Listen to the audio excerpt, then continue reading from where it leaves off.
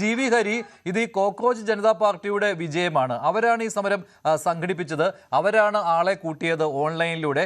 അവർക്ക് പിന്തുണയുമായാണ് 10,000-കണക്കിന് യുവാക്കൾ ജന്തർ മന്ദറിലേക്ക് എത്തിയത്. പക്ഷേ ഇത് പ്രതിപക്ഷ പാർട്ടികൾ ഞങ്ങളുടെ ക്രെഡിറ്റ് ആയിട്ടും അവകാശപ്പെടുമല്ലോ. കാരണം അവിടെ കോൺഗ്രസ് രാഹുൽ ഗാന്ധി എംപിമാരെയും കൂട്ടി പ്രധാനമന്ത്രിയുടെ വീടിന് മുന്നിൽ പോയി കുത്തിയിരുന്നു. അത് കോൺഗ്രസ് ആദ്യമായി ആ സമരത്തിലേക്ക് വരുന്നതാണ് കണ്ടത്. ജന്തർ മന്ദറിലേക്ക് പോയില്ല.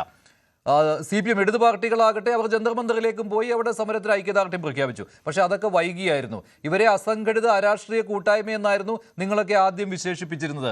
BJP ആണ് സ്പോൺസർ ചെയ്യുന്നതെന്ന് പോലും കോൺഗ്രസ് പറഞ്ഞിരുന്നു. അപ്പോൾ ഇത് പ്രതിപക്ഷ പാർട്ടികളുടെ വിജയമല്ല, ഇതാ യുവാക്കളുടെ വിജയമാണ്. നമുക്ക് രാജ്യത്തെ ചെറുപ്പക്കാരുടെ വിജയത്തെ ഞങ്ങൾ കുറച്ച് കാണാൻ ആഗ്രഹിക്കുന്നില്ല. ഞങ്ങൾ അത്തരത്തിലൊരു അവകാശവാദത്തിലേക്ക് പോയിട്ടില്ല. മറിച്ച് അവർ മുന്നോട്ട് വെച്ച കാര്യങ്ങൾ ഒരു പ്രതിസന്ധി ഘട്ടത്തിലേക്ക് വരുമ്പോൾ അവരുടെ പ്രവർത്തനങ്ങളിൽ അല്ലെങ്കിൽ അവർക്ക് അതിനകത്തൊരു തടസ്സം അല്ലെങ്കിൽ അവർക്ക് മുന്നോട്ട് പോകാനൊരു തടസ്സമുണ്ട് എന്ന് തോന്നൽ വന്നപ്പോഴാണ് അതിൽ ശരികളുണ്ട്, അവർ മുന്നോട്ട് വെക്കുന്ന ആവശ്യങ്ങൾ ന്യായമാണ് എന്ന് ഞങ്ങൾക്ക് തോന്നിയത് കൊണ്ടാണ് പ്രതിപക്ഷ പാർട്ടിയും പ്രതിപക്ഷ നേതാവും ഈ കാര്യത്തിൽ അങ്ങേയറ്റം ശക്തമായിട്ടുള്ള നിലപാട് സ്വീകരിച്ചിട്ടുള്ളത്. താങ്കൾ തന്നെ സൂചിപ്പിച്ചതുപോലെ പ്രധാനമന്ത്രിയുടെ വീടിൻ്റെ മുമ്പിൽ പോയി സമരം ചെയ്യുക എന്ന് പറയുന്നത് അത് എത്ര വലിയ കുറ്റമാണ്.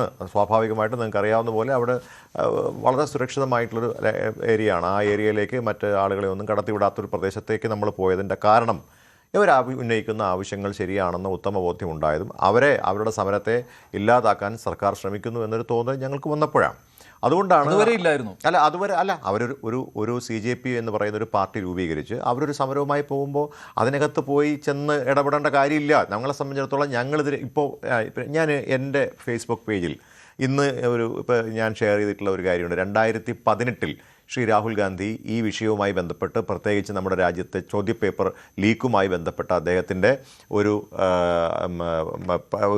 എക്സിൽ അദ്ദേഹം കൊടുത്തിട്ടുള്ള ഒരു ഇത് കണ്ടിട്ടുണ്ട്. ഞാൻ നോക്കാം അത്. അപ്പം ഞങ്ങൾ ഈ വിഷയം വന്നതിന് ശേഷം അല്ലെങ്കിൽ CJP ഈ വിഷയത്തെ വളരെ ശക്തമായി ഏറ്റെടുക്കുന്നതിന് മുമ്പ് തന്നെ ഞങ്ങളിത് പറഞ്ഞിട്ടുണ്ട്. അപ്പം ഞങ്ങളുടെ ഒരു സമീപനം താങ്കൾക്ക് അറിയാവുന്നതുപോലെ ജനാധിപത്യപരമായ രീതിയിലുള്ള പ്രൊട്ടസ്റ്റുകളാണ് കോൺഗ്രസ് എല്ലാ കാലത്തും നടത്തിയിട്ടുള്ളത്. ഇവിടെ മാത്രമല്ല, ഇന്ത്യയിലുടനീളമുള്ള സംസ്ഥാനങ്ങൾ എടുത്ത് പരിശോധിച്ച് കഴിഞ്ഞാൽ എല്ലായിടത്തും ഞങ്ങളൊരു ജനാധിപത്യപരമായ പ്രതിഫലനവും ഉണ്ടായില്ല കേട്ടോ. അല്ല, ഞാൻ ചോദിക്കട്ടെ, അത് പ്രതിഫലനം ഉണ്ടായത് ഞാൻ ചോദിക്കട്ടെ, അങ്ങനെ ഒരു അത് പറയാൻ പാടില്ല. നമുക്ക് പ്രതിഫലനം ഉണ്ടായത് ഈ പറഞ്ഞ പോലെ രാജ്യത്തെ ചെറുപ്പക്കാരെ അത് ഏറ്റെടുത്തു എന്നുള്ളതാണ് ഏറ്റവും പ്രധാനപ്പെട്ട കാര്യം. അത് ഞാൻ സമ്മതിച്ചു. അപ്പോൾ ഇത് കേന്ദ്ര സർക്കാരിനുള്ള മുന്നറിയിപ്പാണ് ഒന്നാമത്, രണ്ടാമത് പ്രതിപക്ഷ പാർട്ടികൾക്കുമുള്ള മുന്നറിയിപ്പാണ്. അത് ഞാൻ സമ്മതിക്കുന്നു. അതായത് ഇത്തരത്തിലൊരു രാഷ്ട്രീയ പാർട്ടിയുടെ ഒന്നും ആവശ്യമില്ല ഇത്തരത്തിൽ ജനകീയ വിഷയങ്ങൾ ഏറ്റെടുത്തു. അതാണ് ഞാൻ പറഞ്ഞത്. ഒരു രാഷ്ട്രീയ പാർട്ടികളുടെയും ആവശ്യം രാജ്യത്ത് ഇല്ല എന്ന് ഈ സമരം തെളിയിക്കുന്നുണ്ട്. അത് ഞങ്ങളെപ്പോലുള്ള ആളുകൾക്കൊക്കെ തന്നെ, രാഷ്ട്രീയ പ്രവർത്തനം നടത്തുന്ന ആളുകൾക്കൊക്കെ തന്നെ ആശങ്ക ഉണ്ടാക്കുന്ന കാര്യം തന്നെയാണ്. തീർച്ചയായിട്ടും. കാര്യം എന്താണെന്നറിയാമോ, ഇതിനകത്തൊരു പ്രശ്നം എന്നറിയാം.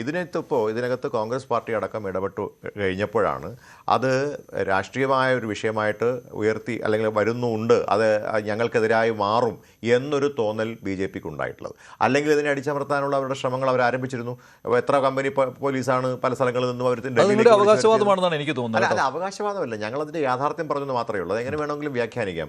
മഞ്ജുഷ, ഇതിനകത്ത് 10 വെസ്റ്റ് ബംഗാളിൽ കിടന്നിട്ടുള്ള പോലീസിനെ അടക്കം ഡൽഹിയിലേക്ക് വിളിച്ചു വരുത്തി ഈ സമരത്തെ അടിച്ചമർത്തുന്നു എന്നൊരു തോന്നൽ ഞങ്ങൾക്ക് വന്നപ്പോഴാണ് ഞങ്ങൾ ഈ കേരളത്തിലെ ഈ രാജ്യത്തെ ചെറുപ്പക്കാർക്ക്, ഈ രാജ്യത്തെ വിദ്യാർത്ഥികൾക്ക് ഞങ്ങളുടെ പിന്തുണ പ്രഖ്യാപിച്ചിട്ടുള്ളത്.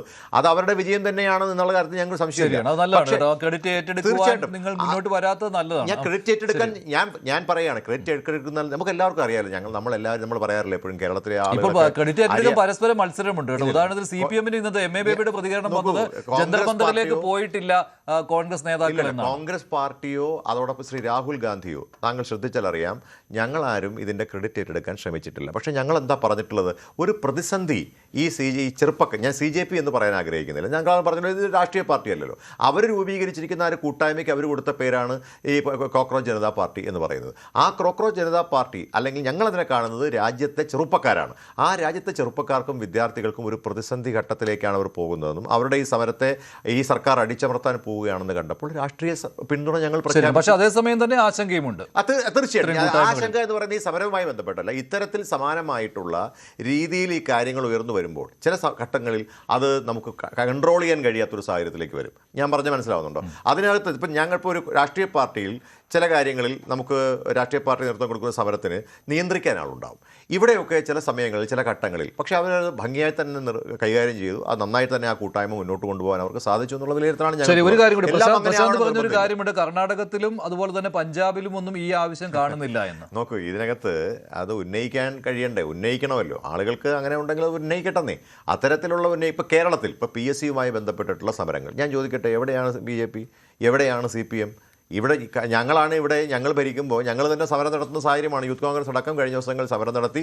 അതോടൊപ്പം തന്നെ സർക്കാർ അതിന് ശക്തമായിട്ടുള്ള അന്വേഷണ കമ്മീഷനുകൾ, വിജിലൻസ് അടക്കമുള്ള കാര്യങ്ങൾ യുവമോർച്ച സമരരംഗത്താണ്. യുവമോർച്ച സമരരംഗത്ത് ഇന്നലെ മെനഞ്ഞാന്നൊക്കെ ആയിട്ട് അവിടെ ഇവരുടെ സമരം ഒക്കെ അവർ ഈ പറഞ്ഞ പ്രഹസന സമരമായിട്ടൊക്കെ വരുന്നുണ്ട്. ഞാൻ പറയുന്നത് ഇതിനു മുമ്പ് അവർക്ക് സമരം നടത്തിക്കൂടെ? ഞാൻ ചോദിക്കുന്നത് ഇപ്പോഴാണോ? കഴിഞ്ഞ 10 വർഷക്കാലം എവിടെ പോയിരുന്നു? BJP എവിടെ പോയിരുന്നു? BJPയുടെ നേതാക്കന്മാരെയൊന്നും ഞാൻ സമരരംഗത്തൊന്നും കണ്ടിട്ടില്ല.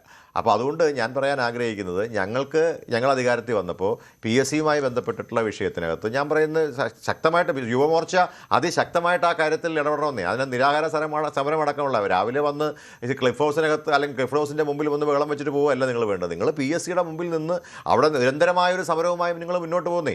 അതിന് ഞങ്ങൾ രാഷ്ട്രീയ പാർട്ടി എന്ന നിലയിൽ, ഗവൺമെന്റ് അല്ല, രാഷ്ട്രീയ പാർട്ടി എന്ന നിലയിൽ ഞങ്ങൾ നിങ്ങളെ സപ്പോർട്ട് ചെയ്യാം. ഷാബു പ്രസാദ്, അസംഘടിതരും അതുപോലെ അല്ല, ഈ ഓൺലൈനിലെ ഒരു സംഘടിത കൂട്ടായ്മ എന്ന രീതിയിൽ മാത്രം കണ്ടിരുന്ന കോക്രോച്ച് ജനതാ പാർട്ടി അവർ ഓൺലൈനിൽ വലിയ വളർച്ചയായിരുന്നു ആദ്യ സമയങ്ങളിൽ, മെയ് മാസത്തിൽ നടത്തിയത്. പിന്നീട് അവർ തെരുവിലേക്ക് വരുന്നു, തെരുവിൽ നിന്ന് ശക്തി ആർജിക്കുന്നു, കേന്ദ്ര സർക്കാരിനെ വിറപ്പിച്ചിരിക്കുന്നു. ഇതൊരു ഓർമ്മപ്പെടുത്തലാണോ ഇത്തരത്തിലുള്ള ജനകീയ പ്രക്ഷോഭങ്ങൾക്ക് മുന്നിൽ ആദ്യം എതിർ നിലപാട് സ്വീകരിച്ചാൽ അവസാനം കീഴടങ്ങേണ്ടി വരുമെന്ന്?